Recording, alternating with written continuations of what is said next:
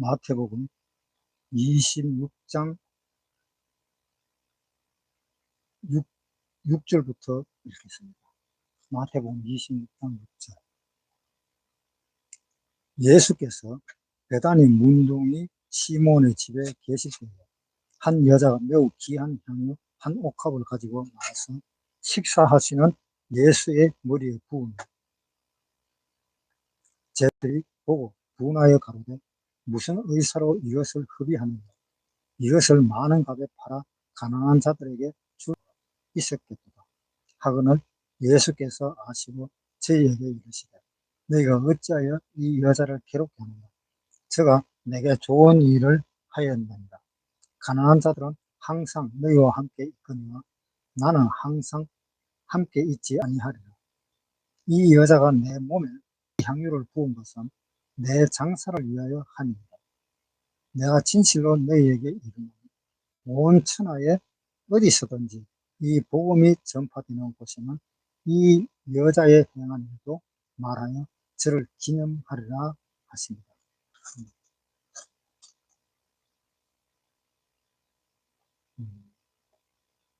이 향유 붓는 이 이야기는 복음이 전파되는 곳에는 이 여자의 행한 일도 항상 전해라 이렇게 예수님이 말씀하셨습니다. 그런데 저는 한 번도 전해본 적이 없어요. 이 향유 붓는 이 이야기가 얼마나 중요한지 그것조차도 아마 제가 생각을 못했는 것 같습니다. 그런데 이 성경을 보면서 이 향유 이야기, 복음 전하는 곳은 이 향유 이야기 하고 그러는데 저는 아직 한 번도 못 했어요. 앞으로는 이 이야기를 전해야 되겠다 싶은 생각이 듭니다. 이 향유 이야기는 성경의 사복음서에 다 나옵니다. 마태, 마가, 누가요. 이 사복음서에서 다 나올 정도로 중요한 그러한 내용이었던 것 같습니다. 그런데 이 향유 이야기 한 군데가 조금 다른 것 같은 데가 있어요. 그것은 누가복음에 보면은 향유 이야기가 나오는데 그 향유 이야기는 이 마태복음에 있는 이 향유 이야기와 그 사람이 좀 다른 것 같아요. 그 누가복음에는 죄 있는 여자라고 이렇게 나옵니다. 한번 보겠습니다. 누가복음 7장 37절.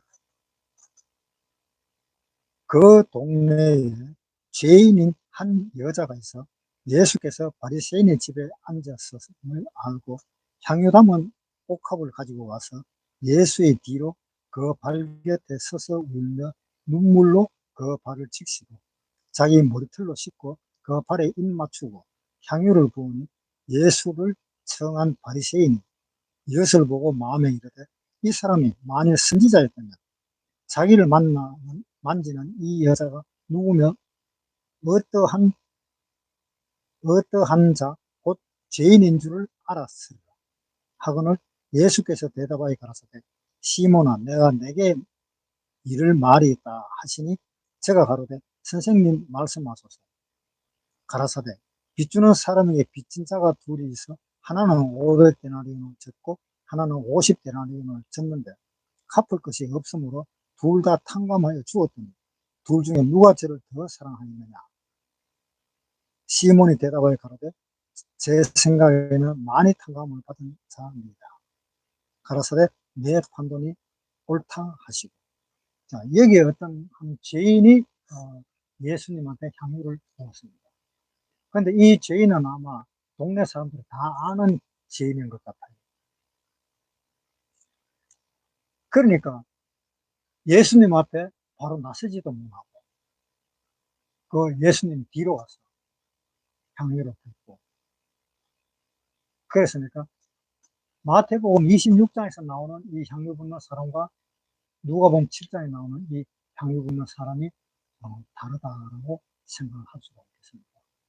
마태복음 26장에 나오는 이 향유 붓는 여자는 마리아입니다. 마리아. 그 성경에는 마리아라는 그 이름도 많습니다. 그런데 이 사람은 베다니 마리아입니다. 음, 이, 이 베다니 마리아는 예수님 앞에서 향유를 부었습니다. 그런데 그 제자들 중에 그 가룟 유다가 말하기를 왜 이렇게 300데나리온이나 되는 이 향유를 예수님의 그 발에다가 또는 예수님의 머리에다가 향유를 붓느냐. 이것을 가난한 사람한테 팔았으면 그 돈으로 얼마든지 도와줄 수도 있었을 건데 라는 이야기를 했습니다. 그런데 이 가룟 유다는 이 마리아가 향유 붓는 것은 이 유다는 뭐라고 생각했는가 하면 이 향유를 허비한다고 생각합니다. 한마디로 쓸모없는 곳에다가 뿌렸다 이런 뜻이에요. 그래서 그걸 팔아갖고 다른 사람한테 주지 그걸 왜 그 향유를 갖다가 그대로 다 갖다 붓느냐라고 얘기를 했습니다. 그런데 이 유다는 정말로 그 돈을 아껴서 그 못 사는 사람들한테 도와주기를 바라는 그러한 그 유다는 아니었습니다. 유다는 그 헌금통에서 돈을 훔쳐갈 정도로 그 돈에 대한 욕심이 굉장히 많았었던 사람. 그러니까 이 향유가 300데나리온이라면 얼마짜리인가 하면은 예를 들어 300일 동안 일을 했는 그 품삯에 해당되는 돈입니다. 그럼 300일 동안에 일을 했다면 지금 시대로 봐서는 예를 들어서 하루 일당이 10만 원 같으면 3천만 원짜리가 돼요. 하루 일당이 15만 원 같으면 4,500만 원. 그건 한 5천만 원짜리 정도 되는 향유입니다. 그것을 부읍니다. 그런데 이 마리아가 향유를 부게 된 것은 아마 예수님한테 설교를 좀 많이 들었을 겁니다. 그러니까 마르다하고 마리아하고 마르다가 예수님을 영접했을 때에 예수님한테 음식 대접한다고 분주한 마리아는 예수님 옆에 앉아서 예수님의 하시는 말씀을 들었습니다. 그랬을 때 마리아는 예수님한테 하는 말이 이 내 동생이 예수님 오셨는데도 이렇게 예수님 옆에 앉아있는데 같이 좀 일을 하도록 좀 해주십시오라고 이야기했습니다. 그 정도로 이 마리아는 예수님 옆에 딱 앉아가지고 예수님이 하시는 그 말씀을 잘 들었던 사람입니다. 그래서 아마 예수님한테 그 말씀을 듣고 이 마리아는 그 마음에 어떤 작정을 했는 것 같아요. 내가 어떻게 해서 예수님을 좀 기쁘게 할까 그런 마음을 가졌었던 거예요. 그런데 이제 곧 있으면은 예수님은 십자가에서 돌아가신다는 것도 마리아는 알았습니다. 그래서 예수님이 돌아가시기 전에 뭔가 내가 예수님을 위해서 뭔가 하나를 갖다가 한 가지라도 내가 한번 했으면 좋겠는데 라는 그 마음을 항상 가지고 있었던 것 같아요. 그런데 마침 이제 생각이 났겠죠. 자기가 결혼할 때 가져갈 그 향유라든가 어떻게 향유를 모았는지는 모르겠습니다. 옛날에는 돈을 모을 때에 투자를 하는 것을 향유에다가도 투자를 했었던 것 같아요. 그러니까 향유를 사다 놓고 이제 자기가 거기다가 돈을 투자하고 또 돈을 벌고 뭐 그런 일이 있었던가 봐요. 그래서 이 마리아는 향유가 그래서 있었던 것 같습니다. 아니면은 뭐 자기 부모들이 결혼할 때 가져가라고 사줬을지도 모르겠고요. 그랬는데 이 마리아가 생각할 때에 아, 내한테 참 향유가 있지.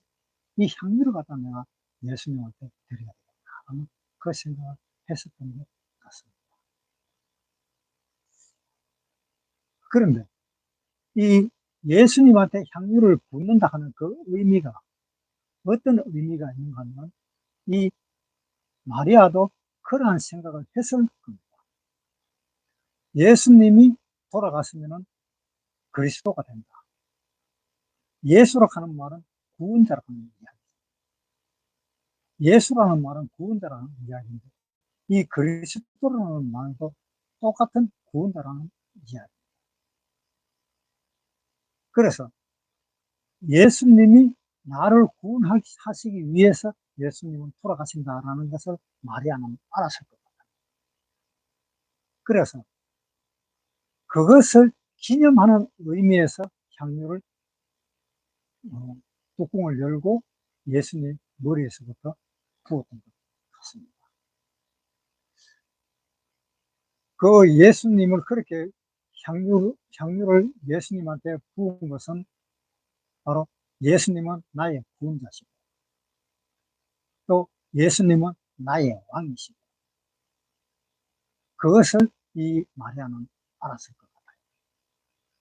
그러니까 자기가 그 애서 모았는 아니면은 애서 간직했던 그 향유를 예수님한테 다 갖다 붓지. 그런데 이 유다는 그것을 그 마리아 보고 핀잔을 줬습니다. 왜 그것을 허비하느냐. 그런데 마리아는 그것이 허비하는 것이 아니다라고 생각을 했던 겁니다. 예수님이 돌아가시면 내 죄가 용서된다는 것을 알았다. 내 죄를 용서하시기 위해서 예수님이 돌아가시는 거예요. 거기에 내가 아까울 것이 뭐가 있느냐라는 것을 마리아는 생각을 했었던 것 같습니다. 그런데 예수님은 또 유다 보고 이야기를 했습니다. 왜 이 여자가 하는 그 일을 못하게 하느냐. 나는 너희와 같이 있지를 않는다. 조금만 있습니다. 같이 있지를 못하고 나는 떠나가는데 떠나가는 내한테 이렇게 향유를 붓는 것은 오히려 옳은 것이 아니냐. 그러니까 이 마리아는 내가 떠나가더라도 너는 같이 있을 것이 아니냐. 그런데 마리아가 하는 그 행동을 옳지 않다고 생각하는 그 자체를 한번 다시 생각해 보라는 그런 의미의 그 유다에게 이야기를 했던 것입니다. 그러면은 이 마리아가 그렇게 향유를 붓는다는 그 의미는 그 예수님이 하시는 그 일은 향유만큼 그렇게 아름다운 향기가 이 세상에 전해진다는 그런 의미입니다. 향유를 부음으로 인해서 그 향유라 하는 그 냄새가 얼마나 오래 갈지는 모르겠지만 바람을 타고 그 향유가 나갈 때에 그 주위에 있는 사람들, 동네 사람들이 이 향유가 무슨 냄새가, 이 냄새가 어디서 나는 거고 그것을 사람들은 알 수 있었을 것입니다. 그래서 이 마리아는 예수님에게 향유를 부은 것입니다. 그래서 이 향유를 붓는데 예수님이 이 유대인들한테 이야기를 하는 겁니다. 어, 누가복음 7장에 한번 보겠습니다. 누가복음 7장 44절. 여자를 돌아보시며 시몬에게 이르되 이 여자를 보느냐? 내가 내 집에 들어오면 너는 내게 발 씻을 물도 주지 아니하였으되 이 여자는 눈물로 내 발을 적시고 그 머리털로 씻었으며 너는 내게 입 맞추지 아니하였으되 저는 내가 들어올 때로부터 내 팔에 입맞추기를 그치지 아니하였으며 너는 내 머리에 감람유도 붓지 아니하였으되 저는 향유를 내 발에 부었느니 이러므로 내가 네게 말하노니 저의 많은 죄가 사하여졌도다. 이는 저의 사랑함이 많으니라. 사함을 받은 일이 적은 자는 적게 사랑합니다. 이 향유를 붓는 이 죄 많은 여인이 향유를 부을 때 예수님이 뭐라고 이야기했는가 하면 너희는 내 발 씻을 물도 하나 주지를 않았다. 그런데 이 여자는 향유를 내한테 부었다. 너희는 나한테 감람유도 붓지 않았다. 그런데 이 여자는 향유를 부었다. 자, 이게 무슨 이야기입니까? 예수님은 바랐다는 겁니다. 뭘 바랬어? 예수님은 왕으로서 이 세상에 오셨습니다. 유대인의 왕으로서 오셨습니다. 십자가에 못 박히실 때도 그 죄패에다가 썼습니다. 유대인 왕이라고. 그 유대인 왕으로서 오셔서 유대인 왕으로서 돌아갔었습니다. 그런데 로마 군인들이 죄패에 썼을 때는 유대인 왕이라 하는 것을 정말 유대인 왕인데 그것을 미처 생각지도 못하고 유대인 왕이라고 죄패에 써서 그렇게 놀리면서 예수를 십자가에 못 박아 죽인 것입니다.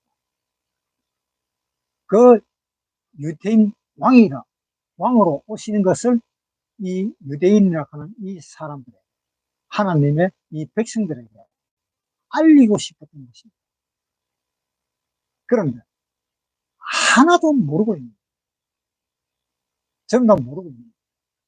그러니까 예수님이 입에서 나오시는 말씀입니다.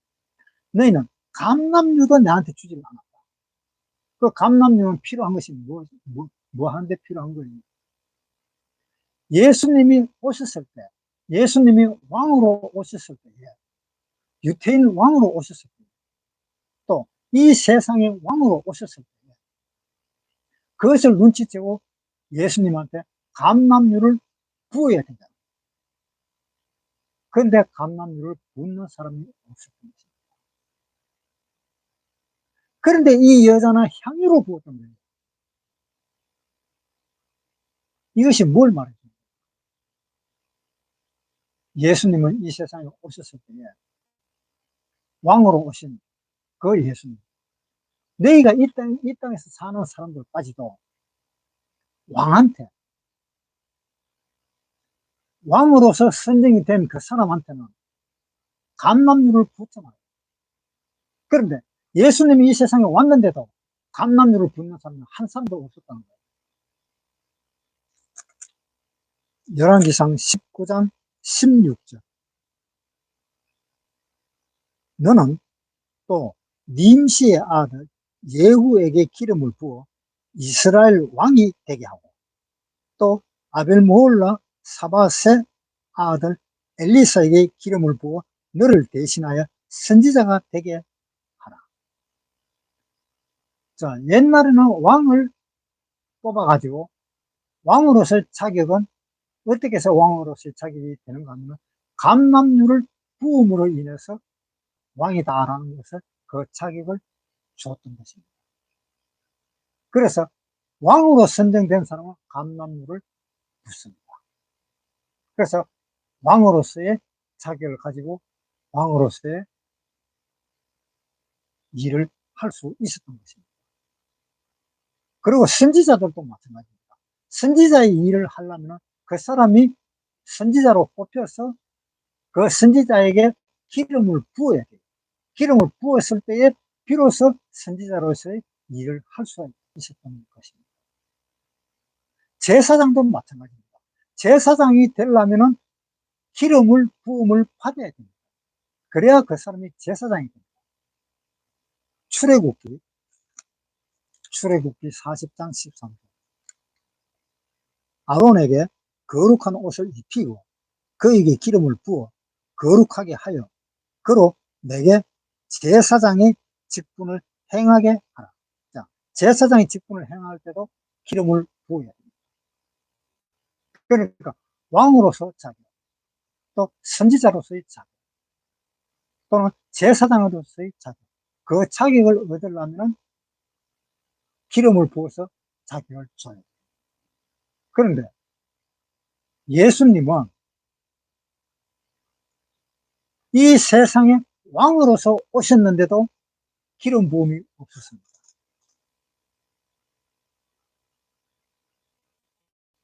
아니, 예수님은 얼마나 서운했겠어요. 이 세상에 왕으로서 오셨는데도 기름을 한 방울도 부어주질 않았답니다. 그래서 예수님은 감람유도 너희는 내한테 붓질 않았다. 내가 왕으로 이 세상에 왔는데도 감람유 한 방울도 붓지 않았다. 또 선지자로서 이 세상에 왔는데도 너희는 나한테 감람유도 한 방울도 붓지도 않았다. 그리고 제사장으로서 예수님은 이 세상에 왔는데도 너희는 한 방울도 내한테 감람유 한 방울도 붓지를 않았다. 그런데 이 죄 많은 여자는 향유를 부었다. 자, 이것이 어마어마한 거잖아요. 이 향유 붓는 것이 허비하는 겁니까? 아니, 제사장한테 제사장으로 인정이 됐을 때 그 제사장에게 감람유 갖다가 머리에 부을 때 그 감람유가 허비되는 거예요? 아니잖아요. 이 사람이 제사장이다. 이 사람이 왕이다. 이 사람이 선지자다. 그것을 확인시켜 주는 거잖아요. 그리고 그러한 일에서 충실히 일해 달라고 감람유를 붓는 거잖아요. 그것이 흡입니까? 그것은 절대로 흡입 안 돼요. 그 나라의 왕으로서의 일을 철저히 해 나갔을 때 그 감람유는 하나도 흡입이 된 것이 아닙니다. 왕한테 주는. 그런데 이 가룟 유다는 흡입이라고 생각했습니다. 그리고 다른 제자들도 마찬가지입니다. 그 유다가 가지고 있던 그 생각처럼 그 제자들도 흡이다라고 생각을 했었던 겁니다. 마태복음 26장 7절 7절 한 여자가 매우 귀한 향유 한 옥합을 가지고 나와서 식사하시는 예수의 머리에 부은 제자들이 보고 분하여 가로되 무슨 의사로 이것을 흡입하느냐. 자, 이거 뭐라고 나와 있어요? 8절에 제자들이 보고 분하여 가로되 제자들이 보고 분하여 가로되 이 12제자들도 똑같은 생각을 하고 있는 거예요. 가룟 유다처럼. 그런데 마리아는 그것이 아니다는 거예요. 마리아가 향유 붓는 것은 바로 나의 왕이다라는 것을 이야기하고 있는 거예요. 바로 나의 왕이고 내가 섬겨야 될 아주 귀하신 분이고 그것을 의미하는 거예요. 머리에 붓는다는 것은. 그리고 발에다가 붓는다는 것은 나는 아주 미천한 존재다. 나는 당신에 비하면 나는 아무것도 아니다. 그것을 의미하면서 그 마리아는 향유를 부었다. 아니면 죄 많은 여자도 마찬가지. 그렇게 해서 향유를 부은.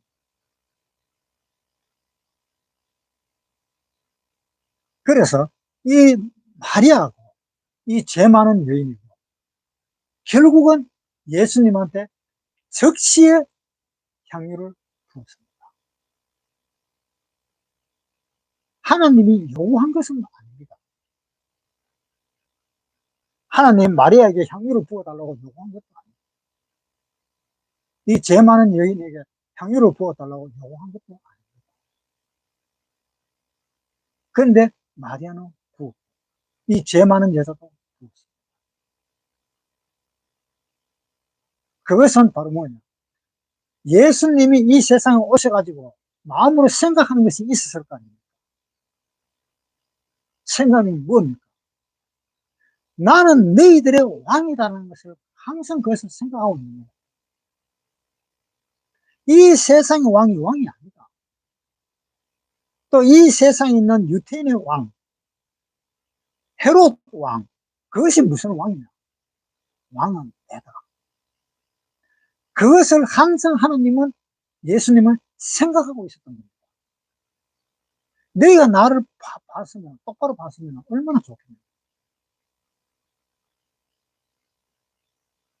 자, 한번 보세요. 누가복음 19장 12절. 가라사대 어떤 귀인이 왕위를 받아가지고 오려고 먼 나라로 갈 때에 그 종 열을 불러 은 열머나를 주며 이르되 내가 돌아오기까지 장사하라 하니라. 그런데 그 백성이 저를 미워하여 사자를 뒤로 보내어 가로되 우리는 이 사람이 우리의 왕됨을 원치 아니하노이다 하였다. 우리의 왕됨을 원치 아니하였도다 하였다. 그 다음 누가복음 19장 22절. 주인이 이르되 악한 종아 내가 내 말로 너를 판단하노니 너는 내가 두지 않은 것을 취하고 심지 않은 것을 거두는 엄한 사람인 줄 알았느냐. 그러면 어찌하여 내 은을 은행에 두지 아니하였느냐. 그리하였으면 내가 와서 그 별리까지 찾았으리라 하고 곁에 숨는 자들에게 이르되 그 한 머나를 빼앗아 열 머나 있는 자에게 주라 하니 저희가 가로되 주여 저에게 이미 열 머나가 있나이다. 주인이 가로되 내가 너희에게 말하노니 무릇 있는 자는 받겠고 없는 자는 그 있는 것도 빼앗기리라. 그리고 나의 왕됨을 원치 아니하던 저 원수들을 일로 끌어다가 내 앞에서 죽이라 하였다. 어떤 귀인이 먼 나라로 갈 때 은 한 머나씩 해당되는 그 10명에게 그 은 10머나를 줬습니다. 그런데 은 한 머나를 받은 사람이 장사를 하지 않고 그대로 놔뒀습니다. 수군에 묻어놨습니다. 수군에 싸놨습니다. 그리고 그 왕이 다시 돌아와서 얼마나 장사했느냐 그것을 보기 위해서 사람을 불러서 하나씩 확인을 했습니다. 그런데 한 머나 받은 사람 그것을 그대로 수군에 싸놓았습니다. 그러니까 그 귀인이 하는 말이 네가 왜 그걸 장사를 안 했느냐. 장사라고 줬는데 왜 장사를 안 했느냐. 장사로 줬으면 장사를 해야 되는데 왜 장사를 안 했느냐. 차라리 네가 장사할 줄 모르면 은행에다가 돈을 맡겨놔라. 그럼 그 이자라도 내가 받아갈 거 아니냐. 내가 그 이자라도 받기 위해서 내가 네한테 돈을 준 건데 내한테 이자도 안 주고 그냥 그대로 내놓는. 그러니까 이 귀인이 하는 말이 차라리 은행에 넣어놨습니다. 내가 오면은 그 이자라도 받을 것이 아니겠는가. 그러면서 뭐라고 그랬어요? 25절. 저희가 가로되 주여 저에게 이미 10머나가 있나이다. 주인이 가로되 내가 너희에게 말하노니 무릇 있는 자는 받겠고 없는 자는 그 있는 것도 빼앗긴다. 그러나 그리고 나의 왕됨을 원치 아니하던 저 원수를 이리로 끌어다가 내 앞에서 죽이라 하였습니다. 내 왕됨을 원치 않던 그 사람을 끌어내가지고 죽이라. 자, 장사를 했는데 한 문화를 그대로 수군에 싸두는 사람을 갖다가 죽였습니까? 아니면은 왕됨을 원치 않던 그 사람을 죽였습니까? 장사를 안 했는 사람은 안 죽였어요. 장사를 안 했는 사람은. 그는 넘어갔어요. 야, 니 한 문화 가지고 니는 이제 필요 없다고 그러니까, 그 돈을 많이 난건 그 사람한테 주라. 왜? 니는 필요 없잖아. 그 수건에 싸둘 필요가 없잖아. 그래서 뺏어가지고 그 열머나 있는 사람한테 주고, 그 다음에 죽이는 사람은 누굽니까? 왕됨을 원치 않던 그 사람. 그 왕됨을 원치 않던 그 사람이 누굽니까? 물론 이방인 중에도 있겠고, 이스라엘 사람 중에도 있을 것입니다. 왕됨을 원치 않던 사람을 죽여라. 그 왕됨을 원치 않는 그 하나님 그 마음 가운데에 내가 너희 하나님이다 그런데도 왕됨을 원치 않는다는 거예요. 십자가에서 놀림만 하고 유대인의 왕이라고 그렇게 무시하고 그렇게 하는 그 사람을 죽이라고 되어 있습니다. 그러면 마리아는 바로 나의 왕, 바로 나의 왕, 또 우리의 왕, 나의 왕이고 우리의 왕인데 내가 예수님한테 해줄 것이라는 것은 가만히 생각해 보니까 이 향유를 드리는 수밖에 없다. 해서 향유를 드렸는데 그 향유가 때가 맞았어요. 예수님이 돌아가시기 전에 이 마리아는 이 죄 많은 여자는 향유를 드렸습니다.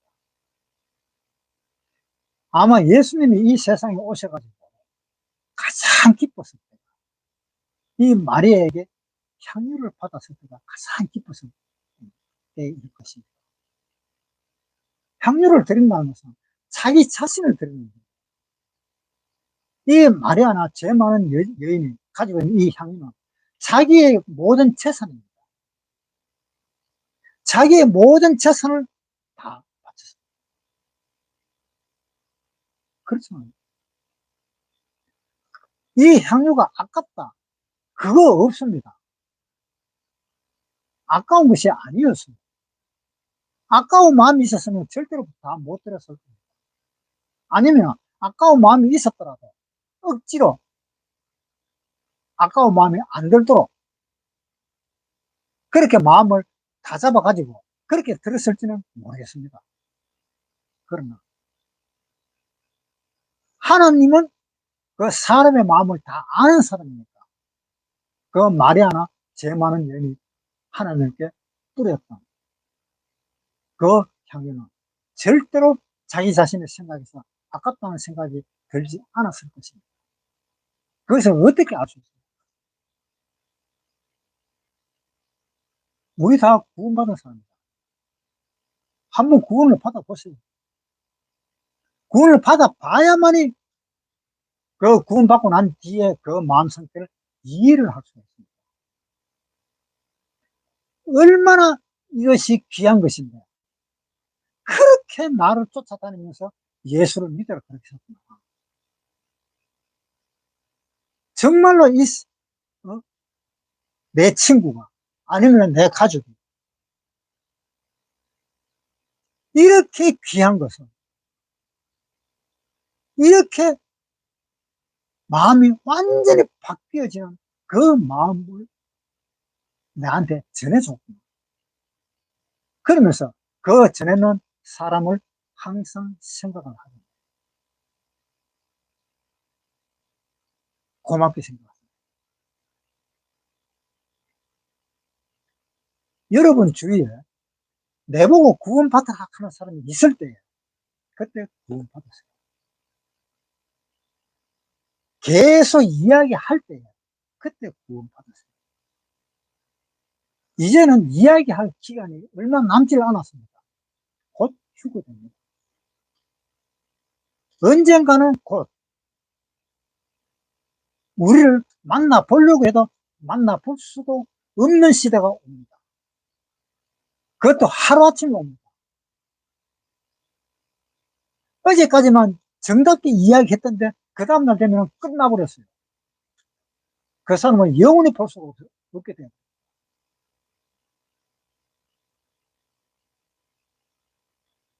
아니면 저 불못이나 그 유리바다에 들어가 있어서 거기서 우리가 천국에 있는 것을 볼 수 있을지는 모르겠습니다만 영원히 끝나. 그때는 이를 갈 겁니다. 내가 왜 이 사람의 말을 한번 듣지를 않았을까? 그 이야기 한번 듣는 것이 뭐가 그렇게 어려웠어? 뭐가 그렇게 힘들었어? 내가 왜 이야기를 안 들었을까? 하루에 한 2시간, 아주 짧게는 한두 시간. 그것만 계속 이야기 들었더라고. 한 일주일만 이야기 들었더라고. 내가 이렇게 영원히 이를 갈지 않을 건데. 내가 왜 안 들었을까? 그 생각을 하면서 후회를 엄청나게 할 것입니다. 그러나 우리가 천국으로 가버렸을 때는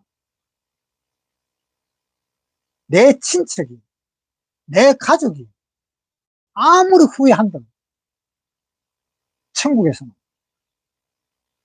인정이 안 됩니다. 그 후회가 인정이 안 됩니다. 또 그 후회가 내 귀에 들어오지도 않습니다.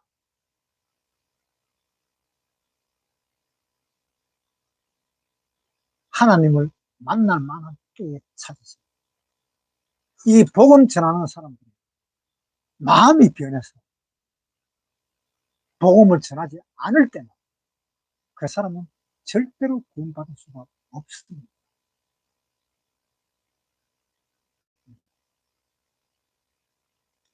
다시 마태복음 보겠습니다.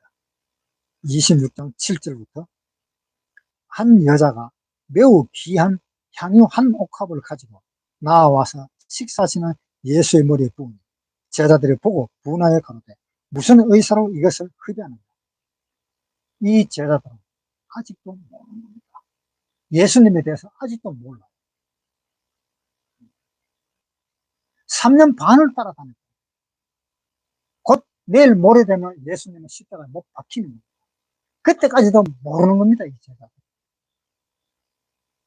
얼마나 황당합니다. 예수님도 황당해서 그럽니다. 그런데 이 마리아와 이 죄 많은 여자는 알았어요. 어떻게 알았어요? 자기의 죄가 너무 많다는 것을 알았어요. 이 죄를 어떻게 해야 될지 모른다는 것을 알았어요. 우리가 문둥병에 걸리면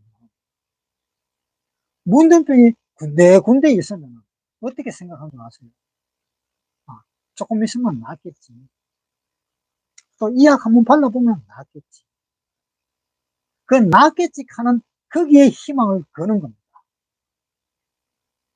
내가 문둥병 걸려갖고 이렇게 가다가 죽으면 어떻게 할 거야? 이렇게 문둥병 걸려서 내가 죽으면 어떻게 할 거야? 그 생각을 한 번도 안 해보고 이 문둥병을 이 약을 쓰면 낫겠다. 아, 그 생각만 하고 계속 약을 쓰는 겁니다. 그것이 문제예요. 이 문둥병이 다 온몸에 퍼져가지고 문둥병이 온몸에 다 퍼져가지고 이제는 도저히 난 약으로도 못 고치고 도저히 나는 고칠 자신이 없다. 이제는 오늘이나 내일 되면 죽게 됩니다. 그렇게 생각하는 사람. 레위기에 한번 보겠습니다. 레위기 13장 9절. 사람에게 문둥병이 들었거든.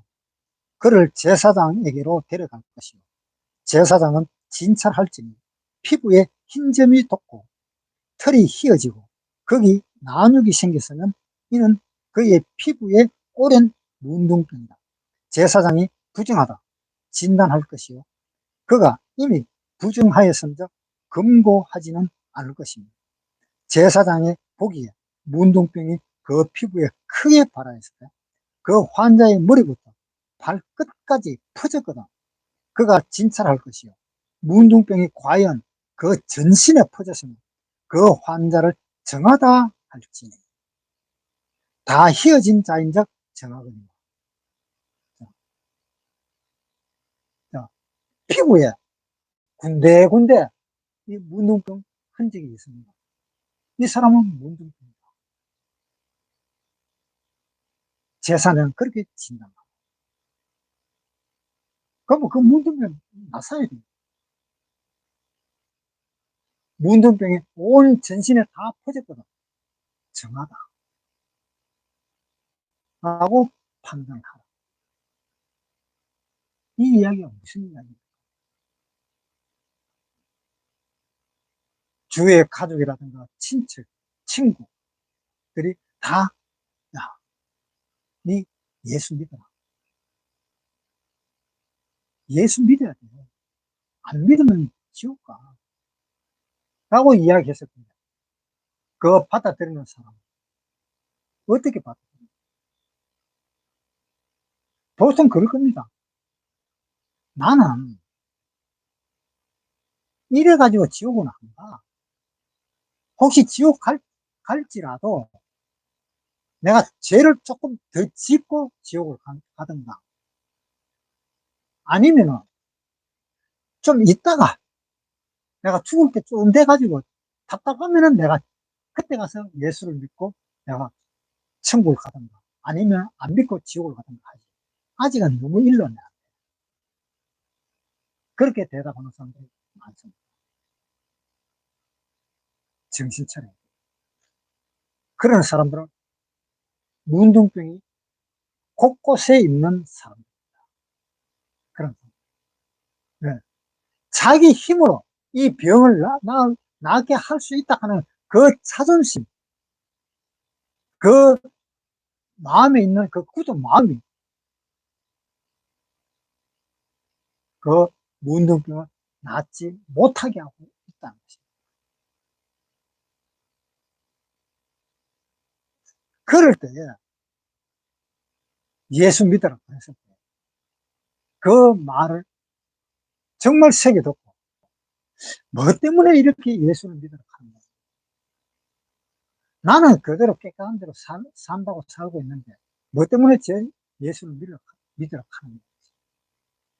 그것을 생각해보고 아, 그러고 보니까 내가 정말 죄가 많은 사람이구나 라는 것을 깨달으면 그 사람은 나중에 정하다 하는 소리를 하나님한테 받게 됩니다.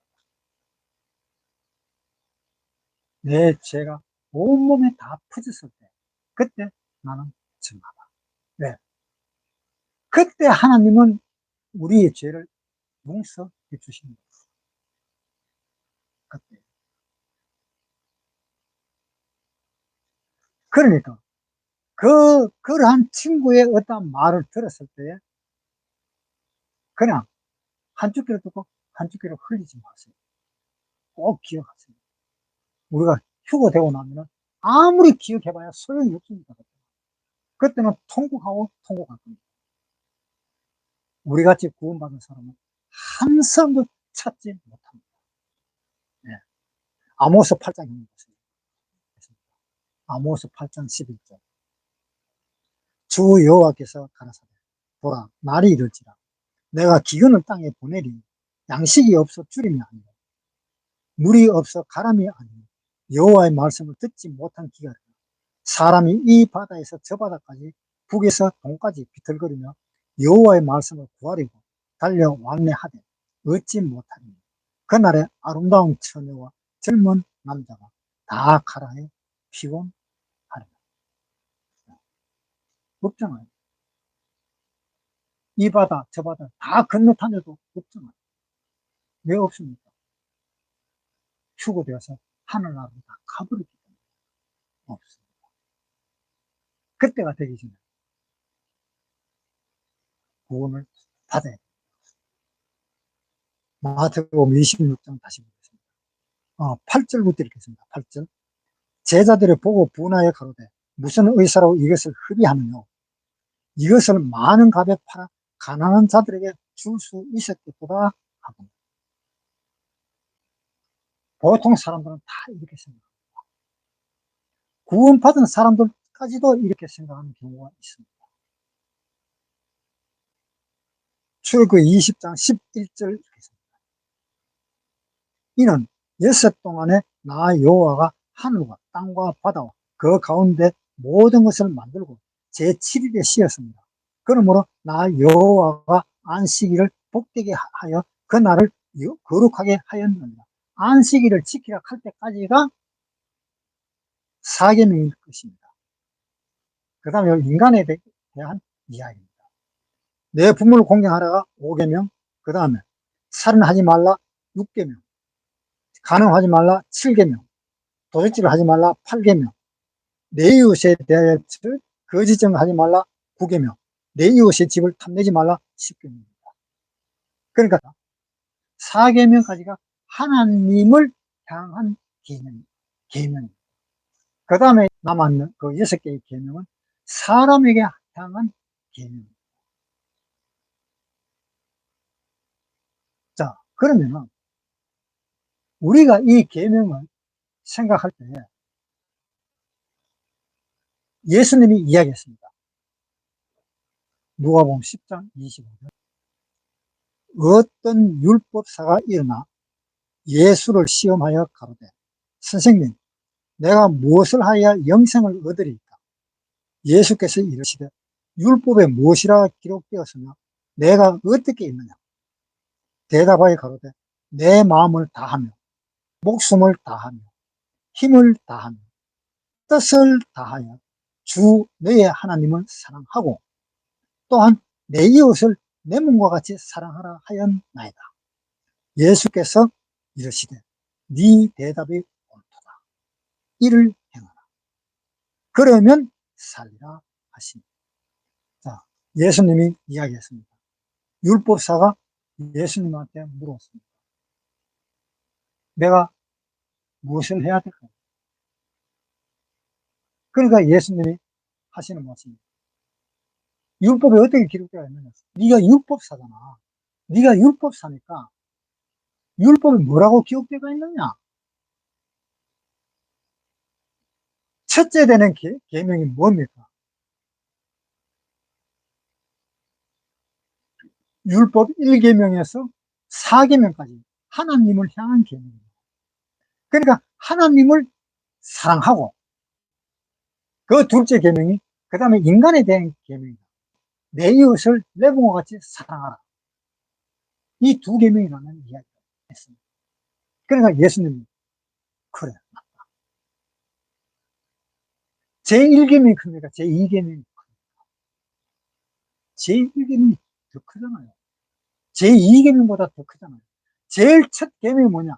하나님을 사랑하고 그 다음에 둘째 계명이 사람을 사랑하고 내 이웃을 사랑하고 이런 이야기.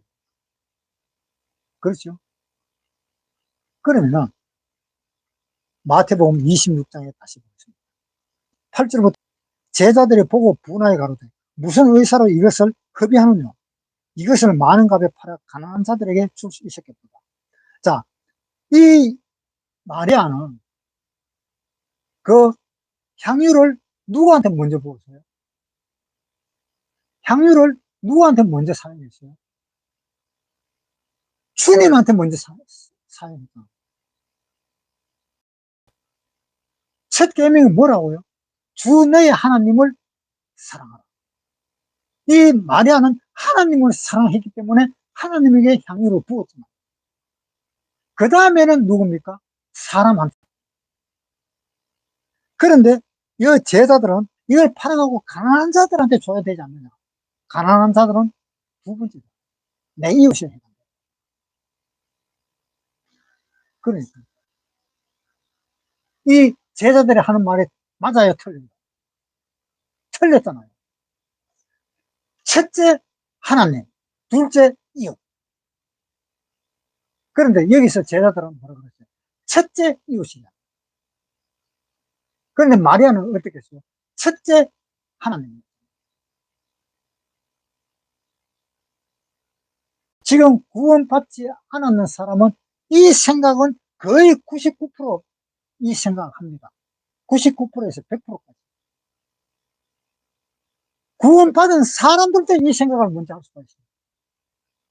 구원받은 사람들.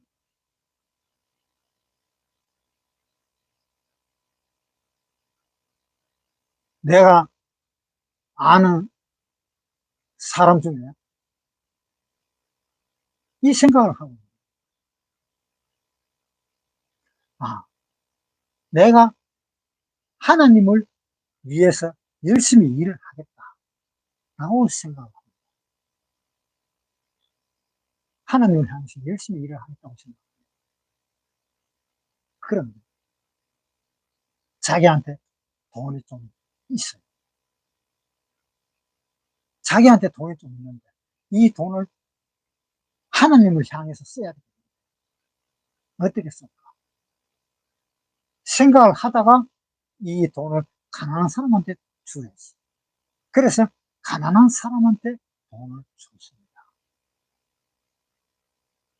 이것이 성경적인 건가요? 이것이 성경적인 건가요? 아니지요. 자기가 어떤 경제가 조금 있어가지고, 경제력이 조금 있어가지고, 그 돈을 가난한 사람한테 줬다.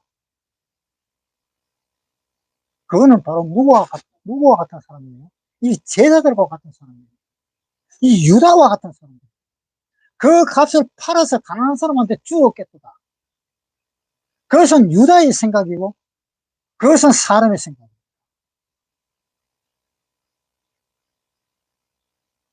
구원받은 사람들도 이렇게 생각을 하고 있는 거예요.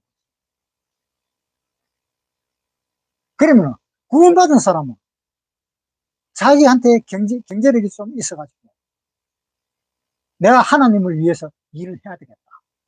이 돈을 하나님을 향해서 써야 되겠다.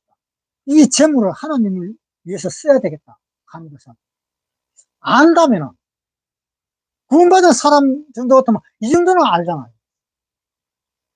좀 안다면 어때요? 그 돈이 그 재물이 어디로 가야 됩니까? 교회로 가요. 교회로 들어갔다가 그 교회에서 어디로 흐르든지 그 흐르는 곳으로 돈이 사용이 되어져야 돼요. 이 점을 우리는 조심히 생각해야